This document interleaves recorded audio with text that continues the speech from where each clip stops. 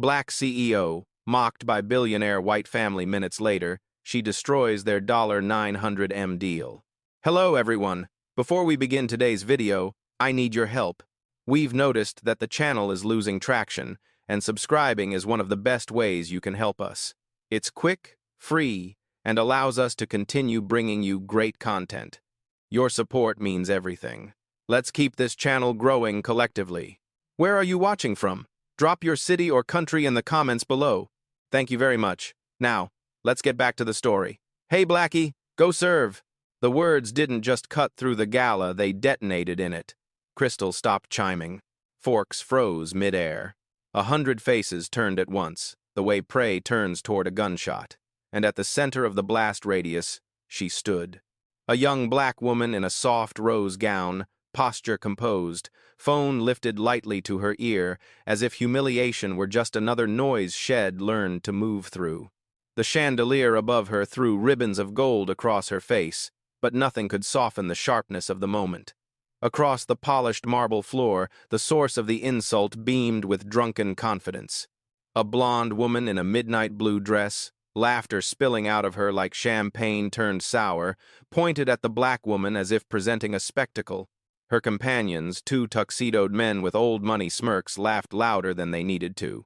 Too loud. The kind of loud that looks for approval. Don't just stand there, the blonde woman jeered, voice crackling with arrogance. If you're not on staff, why are you dressed like that? Cameras lifted, faces tilted. The gala, white walls, tall arches, fountains of light became an arena made for someone else's humiliation. But she didn't flinch. The black woman, calm, unreadable, lowered her phone just a fraction, enough that the room could see her eyes. They were cold, not wounded, not shaken. Cold like glass that doesn't break when struck, only reflects the one foolish enough to hit it. But the room didn't understand that yet. The blonde woman strutted closer, confidence swelling under the attention. Honestly, who let her in? This is a donor event, not... Her voice drifted, as though the rest of the insult didn't even deserve articulation. Laughter rose again, nervous, cruel, a social tide that felt safe as long as it stayed on the winning side. The black woman inhaled once a slow, measured pull of air, the kind that steadies a blade before it's drawn. She lifted the phone again, placed it against her ear, and with a voice so soft the microphones barely caught it, she said, "Cancel the $900 million deal."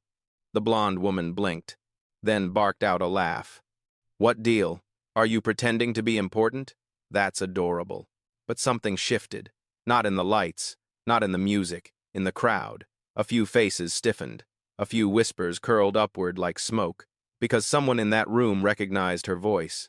Someone who'd been in the meetings.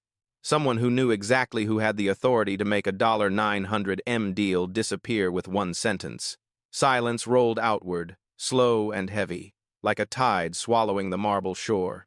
She didn't look at the blonde woman. She didn't need to. Her gaze swept the room precise, unhurried, locking with the people who thought they'd just witnessed another harmless act of social cruelty. But they were wrong. They had witnessed the moment before a tectonic shift. She lowered the phone. Her fingers rested lightly on the screen, ready to move again. Before we continue, where are you watching from? Drop your city or country in the comments below. And if you believe in dignity and justice, hit like and subscribe. These stories spark change, and we're glad you're here. Now, back to her. Her shoulders squared, her chin lifted the slightest degree. And for the first time that night, the room understood. She wasn't staff. She wasn't lost. She wasn't powerless. She was the storm they had just summoned with their own arrogance. And the night, gilded, polished, perfect, was about to break open. The music never truly returned after that sentence. Not really. The string quartet tried their bows, trembling against the strings, but every note felt misplaced, like sound wandering through a room that no longer wanted it. People watched her, not with curiosity, with calculation, with the quiet fear of realizing they might have misread the entire social map of the evening. The blonde woman in the midnight blue dress didn't sense it yet.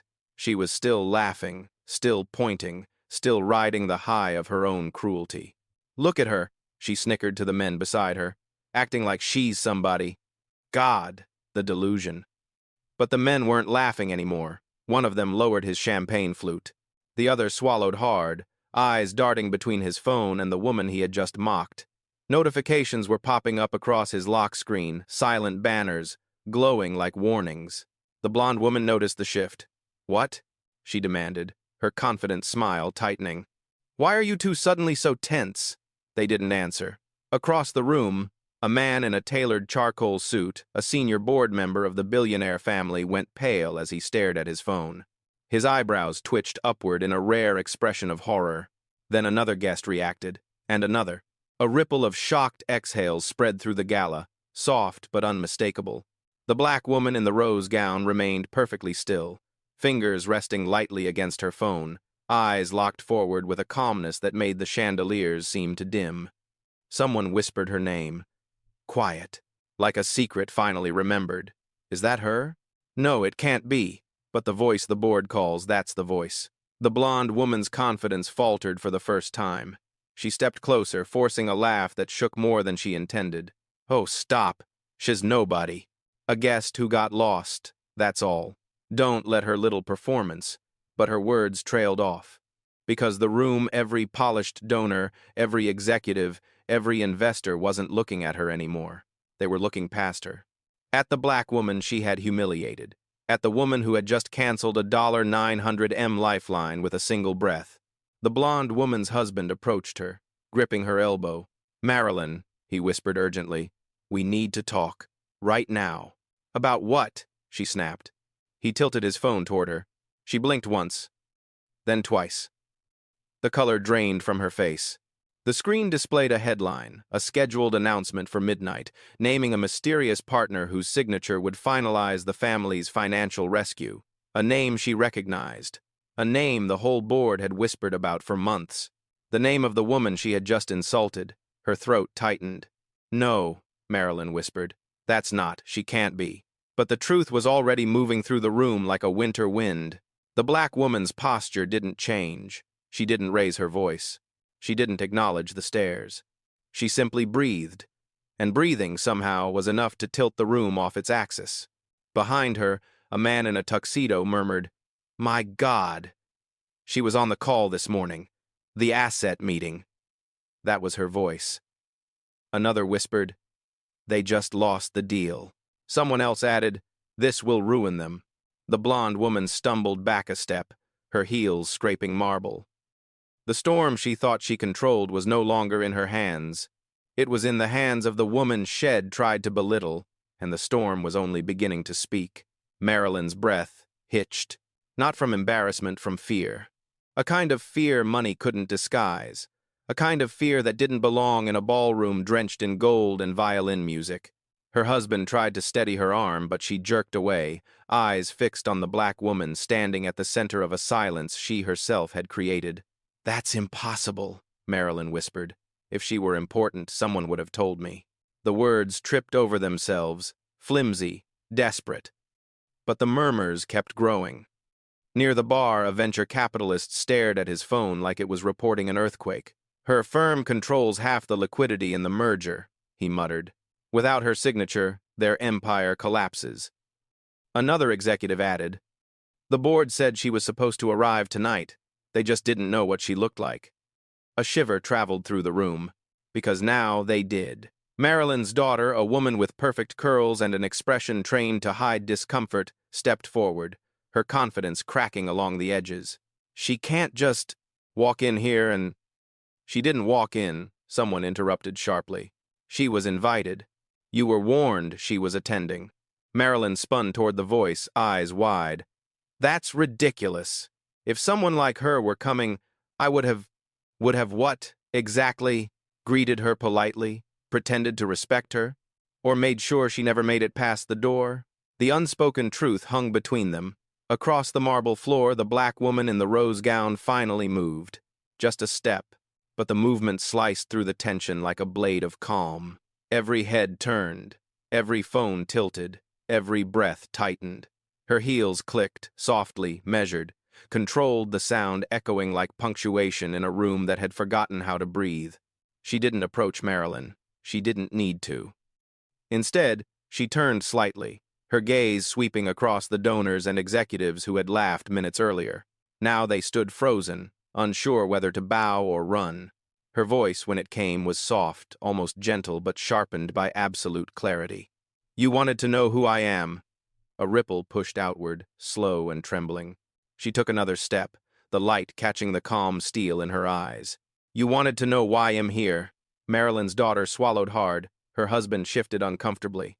Even the musicians stopped pretending to play. The black woman lifted her phone just enough for its screen to glow. "The deal you depended on, a beat, was mine to approve." Gasps fluttered through the crowd. Eyes widened. A senator dropped his champagne flute, glass shattering against the floor like a truth too loud to hide. The black woman didn't flinch. "And now," she continued, "it's gone." Marilyn staggered back as though struck. This is a misunderstanding.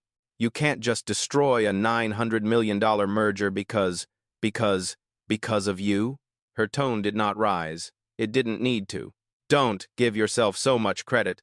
I made the decision the moment you showed me who you are." Marilyn's lips trembled. "But our family, our company, we need this." The black woman's expression didn't shift. Not cruel, not triumphant, simply resolute. "Need," she said quietly, "was never the problem." She turned her head slightly, the chandelier light tracing the edge of her jaw. "Character was." The room exhaled a long, shaking release as if those words alone had rewritten the air. She lowered her phone, and in the breath that followed, the entire gala realized.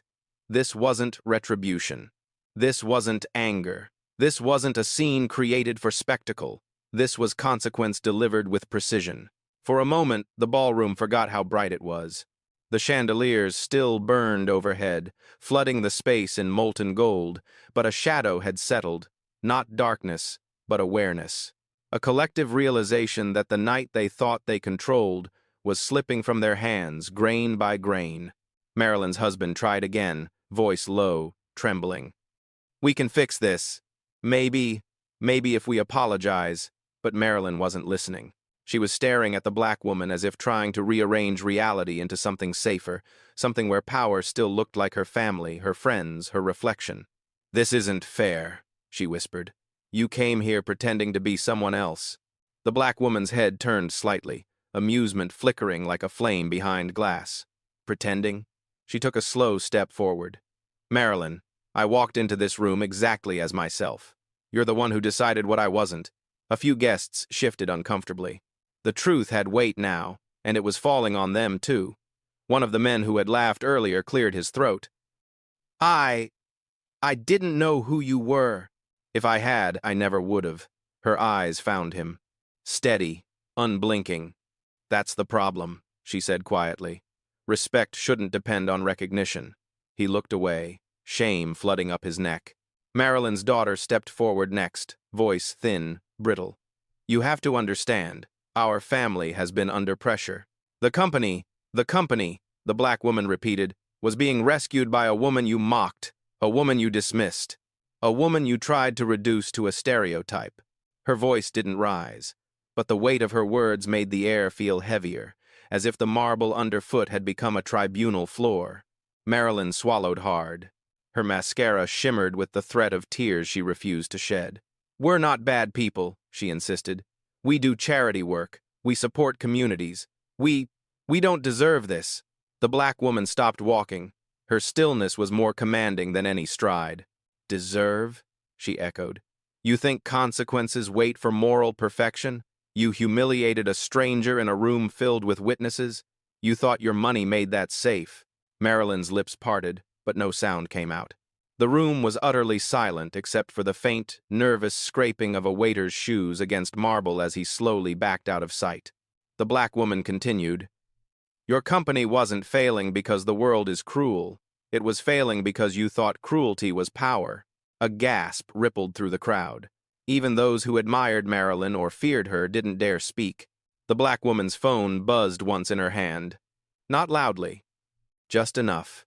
She glanced at the screen. A small nod. A decision affirmed. Marilyn saw it. Her voice cracked wide open.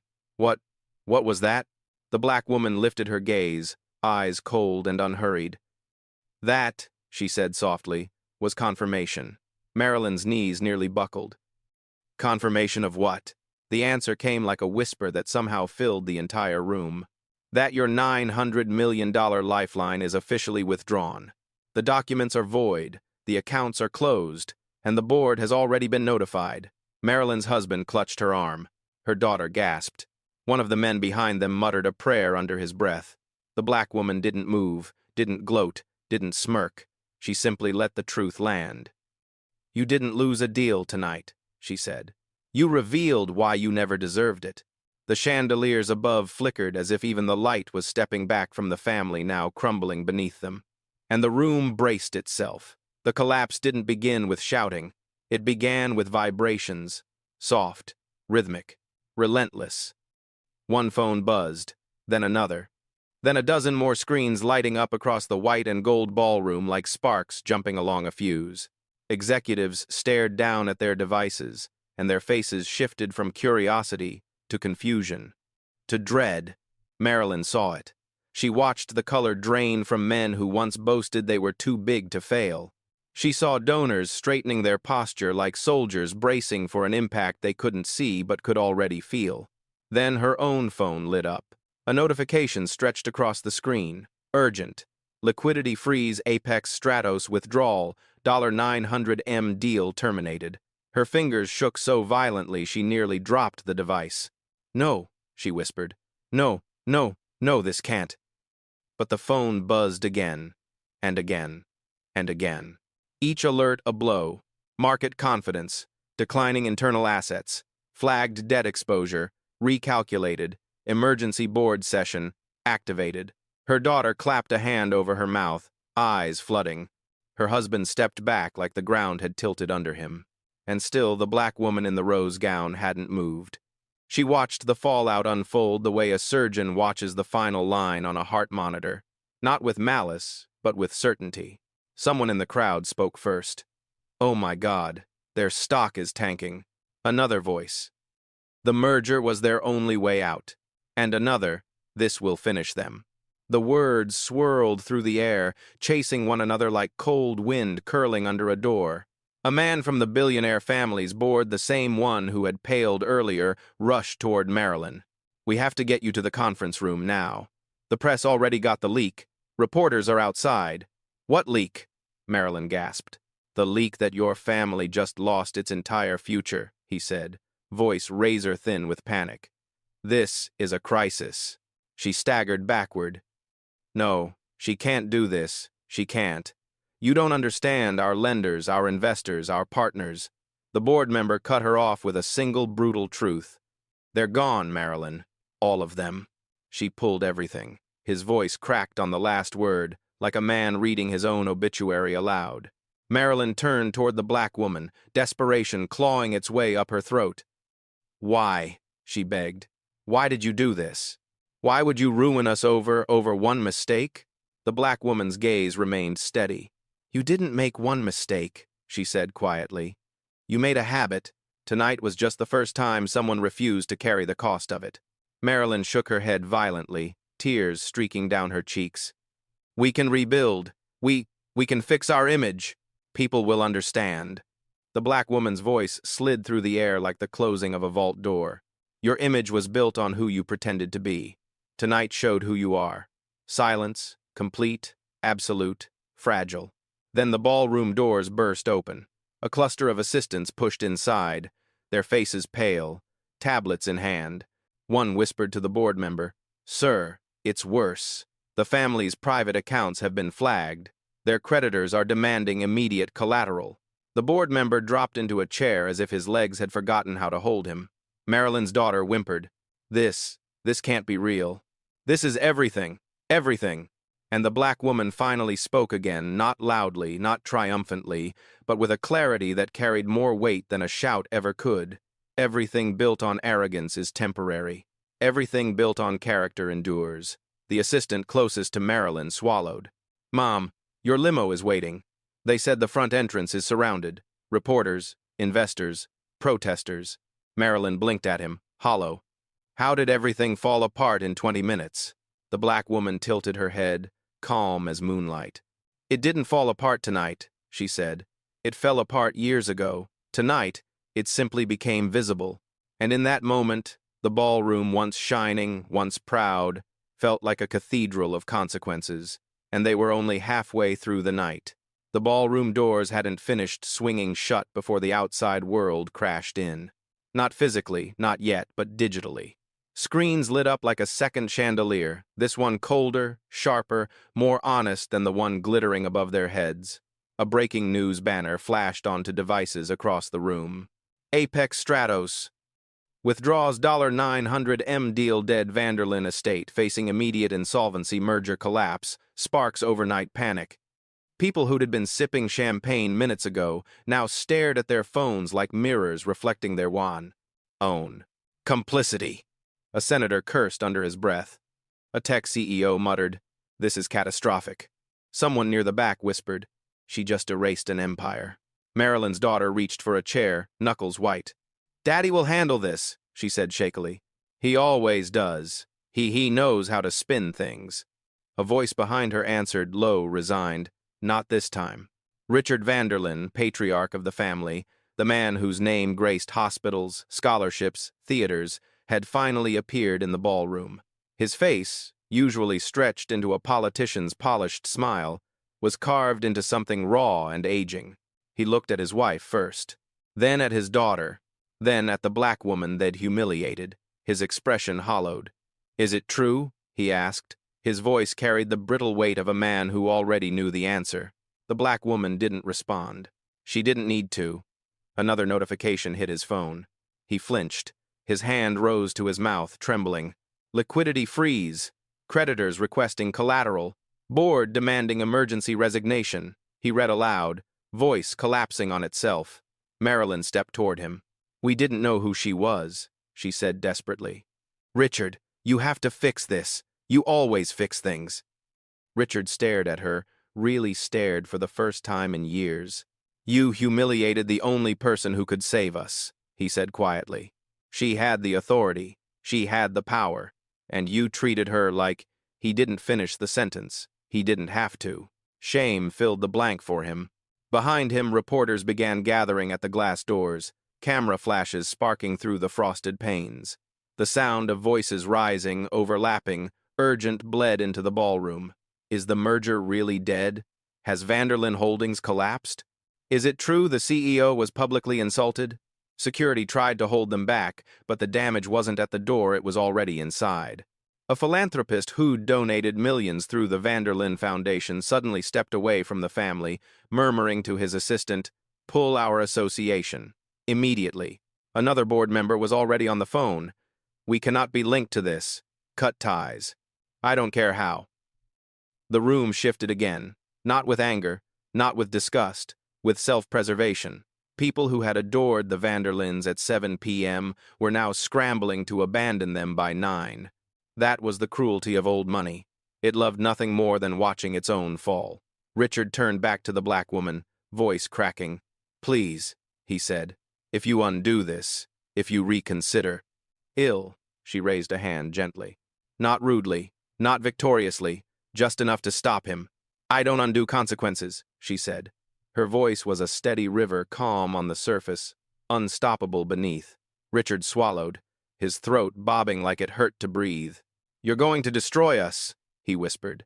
The black woman met his gaze for the first time, truly met it, and in that moment the whole room leaned in, waiting for something explosive.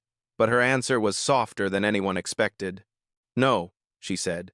"I didn't destroy you." A breath, a pause, a truth. "You destroyed yourselves. I just stopped protecting you from it."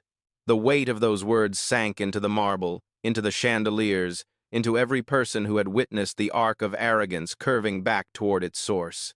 Outside, the reporters' voices swelled. Inside, the Vanderlyns stood surrounded not by enemies, but by the consequences they had authored. And the night that was supposed to celebrate their triumph, transformed into the opening chapter of their downfall. The reporters' voices outside crescendoed into a frenzied roar, flashes strobing through the frosted glass like distant lightning. Inside, the air was thick enough to taste a mixture of fear, humiliation, and the metallic scent of realization. Richard Vanderlyn stood trembling, shoulders collapsing under the weight of a downfall the world hadn't even fully witnessed yet. But the room wasn't looking at him. They were looking at her. The black woman in the rose gown moved at last a single step toward the center of the ballroom, where the marble floor gleamed like a stage she hadn't asked for but now owned entirely. A hush rippled outward. The quartet lowered their bows. Even the cameras outside paused between flashes, as if the world itself wanted to hear what she would say.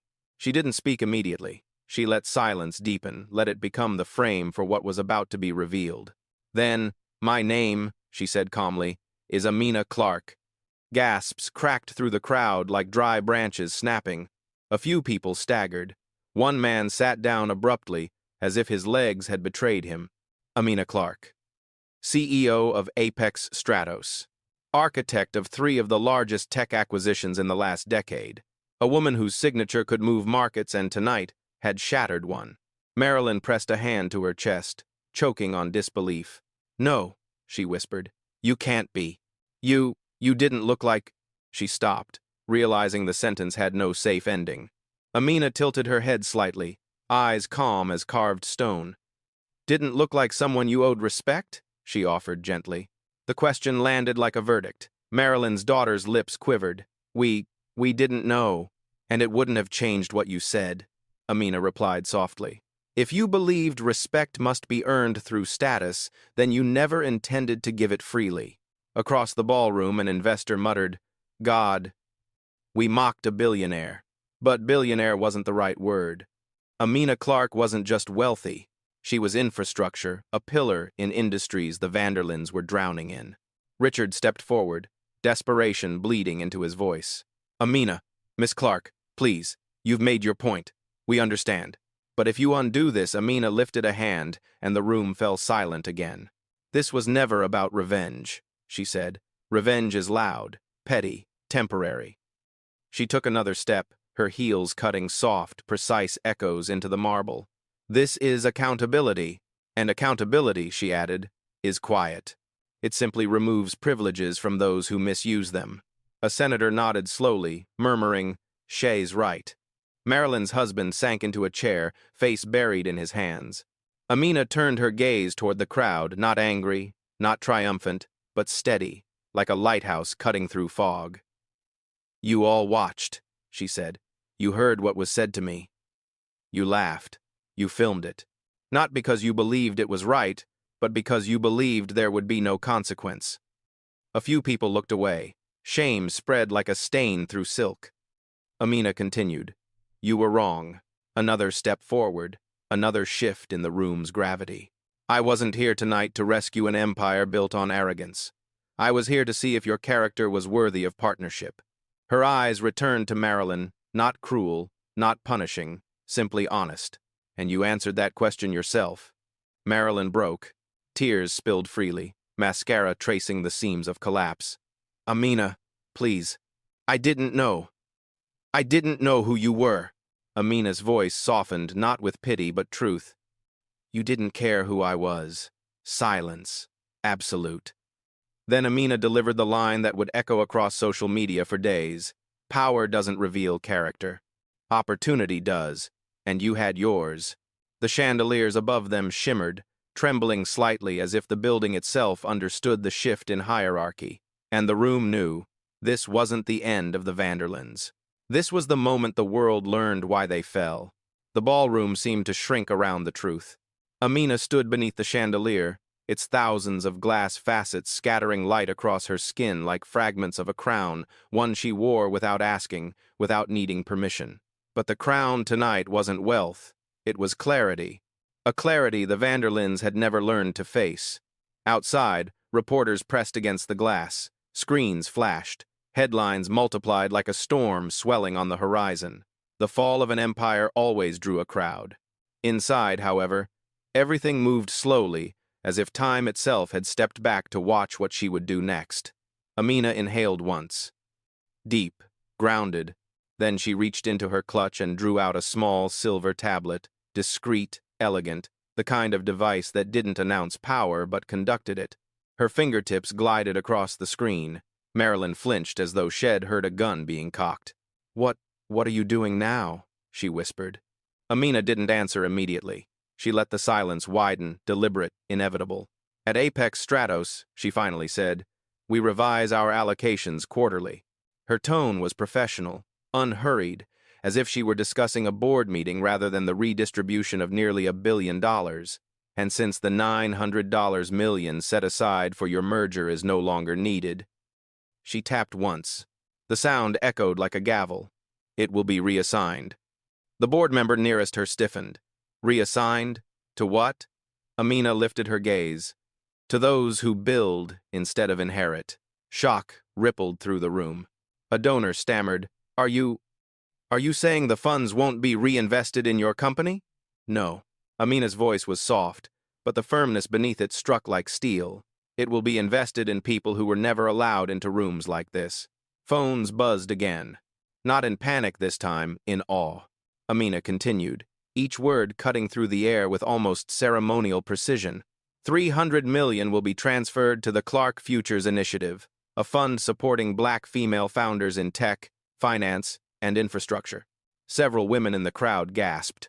One covered her mouth, tears filling her eyes. $200 million, Amina said, will go to the Urban Ascension Grant rebuilding schools, libraries, and youth centers in cities long ignored by the same systems that elevated families like the Vanderlins. Marilyn staggered. "Stop," she whispered. "Please, don't do this." But Amina wasn't finished. "And the remaining $400 million, she said, voice lowering to a solemn, resonant register, will become a revolving investment pool for entrepreneurs who were denied loans, denied access, denied dignity the same way I was in this room tonight." A collective breath trembled through the gala. Not fear, not even guilt, something heavier. Recognition. A senator murmured. "Shez, turning their lifeline into a legacy." Amina's thumb hovered over the screen. One final approval remained. Marilyn's daughter cried out, "Please, you're condemning us!" Amina looked at her, the kind of look that didn't wound but revealed. "You were never condemned," she said gently. "You were simply protected from consequence. Tonight, that protection ends." Marilyn sobbed uncontrollably now, sinking into her husband's arms, mascara streaking like ink on wet parchment. Richard stepped forward. He wasn't crying, but his voice was hollowed by loss. "Amina," he said, "you are a brilliant woman. You have every right to be angry. But this will destroy generations." "Everything we built was built on sand," she replied. She lifted the tablet slightly, as though offering it to the chandelier itself. "Generations built on entitlement fall," she said.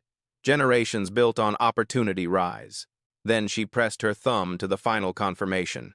A soft chime echoed delicate, final. The redistribution was complete. Somewhere across the city, accounts shifted, funds rerouted, programs awakened. Doors opened for thousands who had never been invited into the ballroom where their futures had just been rewritten. A gasp spread through the crowd, awe mixed with the gravity of witnessing history. One of the musicians whispered, "She didn't burn the money. She planted it." Amina locked her tablet and slipped it back into her clutch. Then she lifted her chin, eyes sweeping the room one last time, not to shame them, not to triumph, but to acknowledge the moment for what it was. Not destruction. Reallocation. A rebalancing long overdue. "You asked why I did this," she said quietly. "Not to hurt you, but to help those you never see." Her voice softened further. "You tried to shrink me tonight, but all you did was reveal how small your world truly was." Silence descended reverent, shaken, transformative. And as Amina turned toward the exit, the chandeliers flickered not in fear, but as if bowing. For the first time that night, the room understood. Power is not what humbles others. Power is what lifts the right people. By the time Amina stepped into the corridor, the roar of reporters had softened into a distant storm, loud but far away, as if the world outside was reacting to the ruins she left behind, while she herself moved on. Security held the line. Cameras flashed like frantic fireflies. Voices chased her name down the hallway, but Amina didn't look back. In the ballroom behind her, the Vanderlins remained suspended in a silence heavier than grief. Their empire hadn't just fallen, it had been exposed. Every guest who had laughed, every donor who had turned away, now stood witness to the truth they had helped shape. In another part of the city, a startup founder would soon receive an email offering her first real chance. A principal would open an alert about a school finally being funded. A young engineer would discover a scholarship with her name on it. The $900 million was already moving, already rewriting lives, already undoing the damage of rooms like the one Shed just left. Amina paused at the exit, the soft glow of city lights catching the edge of her profile. She exhaled, not in relief, not in triumph, but in certainty. Justice didn't need applause, it only needed direction, and she had given it one. With a final, quiet step, she walked into the night, leaving the broken echoes of arrogance behind her and carrying forward the kind of power that didn't demand to be seen, only felt.